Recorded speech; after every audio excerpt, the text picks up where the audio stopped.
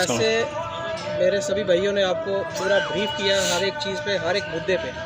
सबसे पहली बात यह है कि आज का जो आपके साथ रूबरू होने का मकसद यही था कि जो प्रधानमंत्री आवास योजना जो स्कीम जो है सेंटर से दी गई थी, उसके ऊपर पूरी तरह ग्राउंड सतह पे पूरी तरह जो है इम्प्लीमेंट नहीं हुआ। मैं समझता हूँ कि जो गरीब आवाम दूर दराज के इलाकों की है, आज भी उनको इस बारे में जो है अवेयर नहीं किया गया। और अगर हम बात करें अपने काफ़ी सारी पंचायतों की, नंगाली साहब साईं बाबा पंचायत की या मंडी की बाकी पंचायतों की, वहाँ पे आज लोग वहाँ पे भी जो अधूरे हैं, उनको पता नहीं है कि ये स्कीम कहाँ से चली, क्या इसका मकसद है और कैसे ये हमें मिल सकती है। और जो दूर दराज के इलाके के लोग हैं, जैसे बॉर्डर एरिया के लोग हैं, जिनके छत आज भी जो है ऊपर से जो ख़त्म हो चुके हैं, उनको अगर एक गवर्नमेंट की तरफ से एक सहारा जो मिलने जा रहा था, उनको वो सहारा नहीं मिला। मैं समझता हूँ कि ज़मीनी सतह पे ये जो काम है बिल्कुल कमज़ोर तरीके से चल रहा है। जिन लोगों की फाइलें जो हैं कंप्लीट होकर ऑफिस में पहुंची हुई हैं, सबसे पहले वो जो डिज़र्विंग लोग हैं उनको ये स्कीम जो है दी जानी चाहिए। और साथ ही साथ मैं अगर बात करूं बेरोज़गारी की, जो बेरोज़गारी है पिछले अगर आज 9 साल जो बीजेपी दिखाना चाहती है कि हमने बड़े बड़े काम किए, बड़े बड़े वादे किए, वादे तो उन्होंने किए और जम्मू कश्मीर पे ये वादे रख के उन्होंने सियासत पूरे हिंदुस्तान में की है।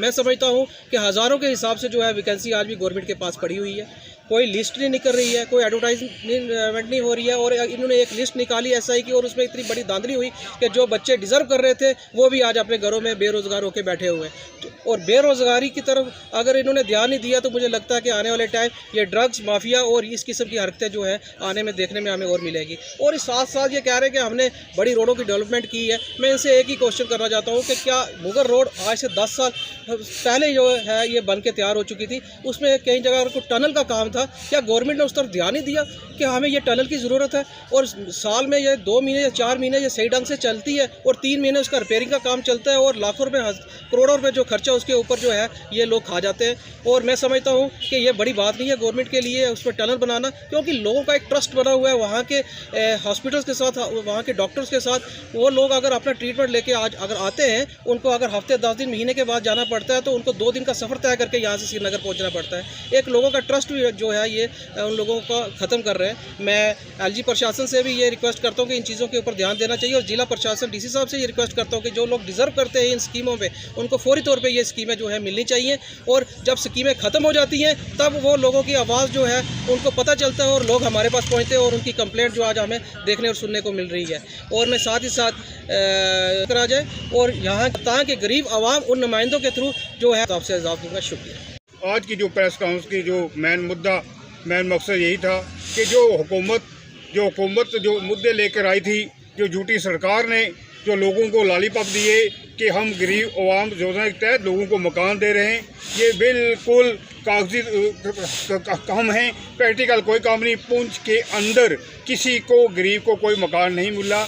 ये सिर्फ खोखले वादे हैं भारतीय जनता पार्टी के और भारतीय जनता पार्टी के लीडरों के। इनके मुंह में राम और पीठ में छुरी है। इन्होंने सिर्फ लोगों की वोटाएं लेने के लिए, लोगों को गुमराह करने के लिए, अपने जो कुर्सी को चमकाने के लिए लोगों को वादे किए थे। नेशनल कॉन्फ्रेंस इनका कंडेम करती है और नेशनल कॉन्फ्रेंस आपके माध्यम से ये डिमांड भी करती है कि फौरी तौर पर इलेक्शन कराया जाए और असेंबली जो है बाहर कराई जाए और लोगों के काम हो, गरीब अवाम के काम हो। यहाँ पे एक और प्रोपेगेंडा, एक और जो गवर्नमेंट ड्यूटी सरकार ने किया, जो 12th पास होगा यहाँ से इंटरव्यू देने के लिए किसी के सेंटर जम्मू में बने, किसी के सेंटर पंजाब में बने, ये कहाँ का इंसाफ है?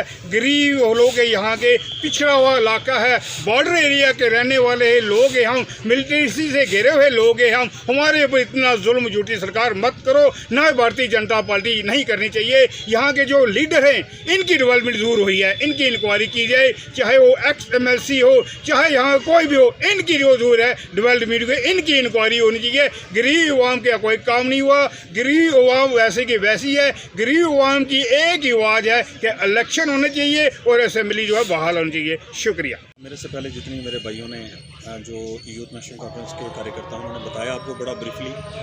देखिए कि एक नारा है इन दिनों में जो बीजेपी सरकार ने रखा है कि सेवा के 9 साल जो हमारे जम्मू कश्मीर को लेकर उन्होंने आजकल इन्होंने एक प्रोग्राम भी रखा है। तो मैं समझता हूँ कि सेवा के 9 साल और जम्मू कश्मीर का बहुत बुरा हाल है। देखिए डेवलपमेंट की बात करें, अगर पुंछ की डेवलपमेंट की तो आप देखें रोडों का बहुत बुरा खस्ता हालत है। आप डिस्ट्रिक्ट हॉस्पिटल की बात करें तो डॉक्टर्स नहीं हैं। हमारे जितने भी यहाँ इंस्टीट्यूशंस हैं, अगर इन पे काम की बात की जाए तो जैसे प्रधानमंत्री आवास योजना की बात की, मैं आपको बताता चलूँ कि मैं भी 2-4-3 केस लेकर पिछले डीसी साहब के पास गया और मैंने बताया कि भाई ये जो लोग हैं इनके जो पेपर वर्क में इनके काम जो प्रधानमंत्री आवास योजना के तहत इनके मकान भी बन चुके हैं, उनको मिल भी चुके हैं, मगर जो हकीकती जो ज़िंदगी है इनकी, तो इनको मकान क्या कि इनके पास पंच सरपंच तक उनके घर तक पहुँच तक उन्होंने ये नहीं देखा कि इनका मकान में है भी कि नहीं। बड़े अफसोस की बात है, क्राइम और करप्शन जम्मू कश्मीर में बहुत ज़्यादा बढ़ चुकी है। मैं समझता हूँ कि जब तक जम्मू कश्मीर में असेंबली इलेक्शन नहीं होंगे, एक अच्छी सरकार नहीं बनेगी, चुनी हुई सरकार जो लोगों की बात करे और जो लोगों की सरकार हो।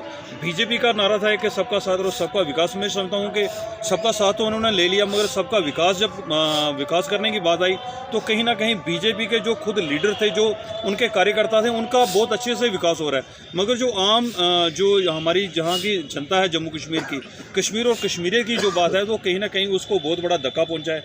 मैं आपके मीडिया के माध्यम से हमारे डिप्टी कमिश्नर पुंछ आएँ, इनसे एक अपील ज़रूर करूंगा कि आप ग्राउंड में जब तक नहीं निकलेंगे, आपने अगर आप ऑफिस एसी रूम में बैठकर अगर डेवलपमेंट की बात करेंगे तो ऐसा कुछ नहीं होगा। आपको ग्राउंड रियलिटी चेक करनी चाहिए। हमारी पुंछ की रोड का आप देखें, हमारे म्यूनसिपल जितने भी एरिया हैं, अगर म्यूनसिपल वालों को अगर उनके फ़ंड प्रोवाइड नहीं किए जाएंगे, अगर आप इस चीज़ को फॉरवर्ड नहीं करेंगे तो तकरीबन हमारी म्यूनसिपलिटी का भी जो डेवलपमेंट नहीं हुआ। उस खास तौर पर जो मेरे भाइयों ने कहा कि डिस्ट्रिक्ट हॉस्पिटल पुंछ की बात की, डिस्ट्रिक्ट हॉस्पिटल पुंछ में स्पेशलिस्ट की बात की जाए तो गायनेक वाला एक स्पेशलिस्ट ज़्यादा यहाँ मिलते हैं, और तकरीबन जो हमारे केसेस हैं जितने भी, अगर किसी को हेड इंजरी होती है तो मैं समझता हूँ उसको रेफरी किया जाता है। तो ये बहुत बड़ी नाइंसाफ़ी है। 1947 में जब हमारा देश आज़ाद हुआ तब से लेकर यहाँ आज टिल डेट तक हमारे जो स्पेशलिस्ट की बात की जाए तो हमारे डिस्ट्रिक्ट हॉस्पिटल में बहुत बड़ी कमी रही है। डिस्ट्रिक्ट हॉस्पिटल की तरफ ही आप ध्यान देंगे, क्योंकि गरीब लोगों की एक ही पहुँच होती है कि हमने सरकारी चीज़ों को, सरकारी सुविधाओं का लाभ उठाना, और सरकारी सुविधाओं का लाभ जब हमें गरीब लोगों को नहीं मिलेगा तो मैं समझता हूँ कहीं ना कहीं ये बहुत बड़ी नाइंसाफ़ी है। फिर मैं आपके मीडिया के माध्यम से डिप्टी कमिश्नर और आला अधिकारी जितने भी हैं उनसे अपील करूँगा, जो पुंछ को आपने एक ब्लैक मनी का, मैं समझता हूँ जो धंधा बना के रखा है, पुंछ के लोगों को लूट रहा हूँ, यहाँ से लूट के चले जाना आगे। ये बताना चाहते हैं कि गरीब आवास योजना के तहत हमारे म्यूनसिपलिटी में भी पैसा आ रहा है, ठीक है।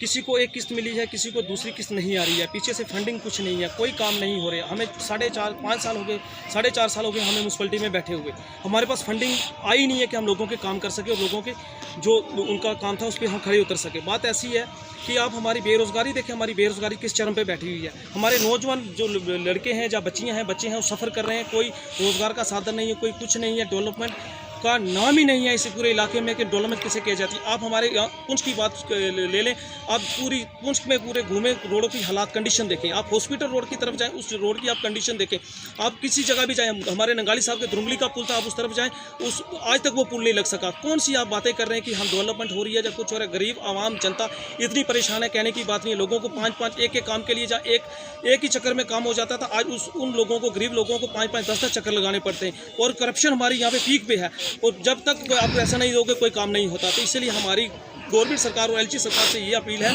कि आप हमारी तवज्जो दें और जो गरीब जनता है उसकी तरफ सोचें। जो हमने प्रेस कॉन्फ्रेंस रखी है, इसका जो मेन मकसद है वो है PMAY की जो स्कीम थी जो कि हमारे पूरे इंडिया में लागू की गई थी। जैसा कि देखा जाए आजकल पूरे हमारे डिस्ट्रिक्ट पुंछ की बात करूं मैं, काफ़ी सारे जो गरीब लोग थे वो इस जो स्कीम का है सही तरीके से बेनिफिट उनको नहीं मिल रहा है। आप अगर ग्राउंड लेवल पे जाके आप सर्वे करेंगे, आपको पता चलेगा कि जो वाकया हकदार लोग थे इनके, वो आज भी जो हैं ऑफिस के जो हैं दरवाजे खटखटा रहे हैं, उनको जो है बिल्कुल भी इस स्कीम का जो बेनिफिट नहीं मिला है। बेनिफिट किनको मिला है? जो लोग सेक्रेटरीज़ के नज़दीक थे, जो पंचायत सेक्रेटरीज़ थे, उनके रिलेटिव्स थे, उनको बेनिफिट मिला है। वो उनका ये भी नहीं देखा गया कि वो BPL में है या APL में इसमें फ़ॉल कर रहे हैं कि नहीं कर रहे, बस ये देखा गया कि वो उनके रिश्तेदार थे। इसी को लेकर आज हमारी ये प्रेस कॉन्फ्रेंस थी, यूथ नेशनल कॉन्फ्रेंस की तरफ से थी। और इसके अलावा भी आप देखें, जब से ये दफ़ा टूटा, UT बनी, आए दिन जो है नौजवानों को हर अलग अलग तरीके की मुश्किलात का सामना करना पड़ रहा है।